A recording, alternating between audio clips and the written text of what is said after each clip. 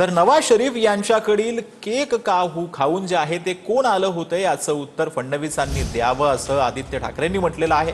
बाळासाहेबांवरती टीका करणं कितपत योग्य आहे हे जनता सांगेल असं प्रत्युत्तर फडणवीसांनी केलेल्या वक्तव्यावर आदित्य ठाकरेंनी दिलंय। जावेद मियादादला घरी जेवायला बोलवणारे तुम्हीच होते असा पलटवार फडणवीसांनी ठाकरेंवर केला होता। त्यानंतर आदित्य ठाकरेंनी हे उत्तर दिलं।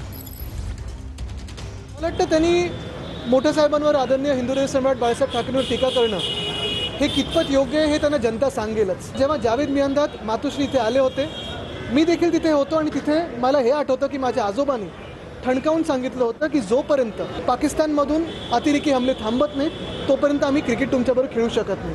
हे ठणकून सांगण्याची हिंमत माझ्या आजोबांमध्ये होती। मातोश्रीमध्ये येऊन त्यांनी सांगितलं। पण दुसरीकडे आपण पाहतोय कोणीतरी जाऊन नवाज शरीफचा केक कापून केक खाऊन आलं होतं आणि बिर्याणी खाऊन आले होते। हे पण कोण होते हे फडणवीस साहेबांनी सांगावं आम्हाला।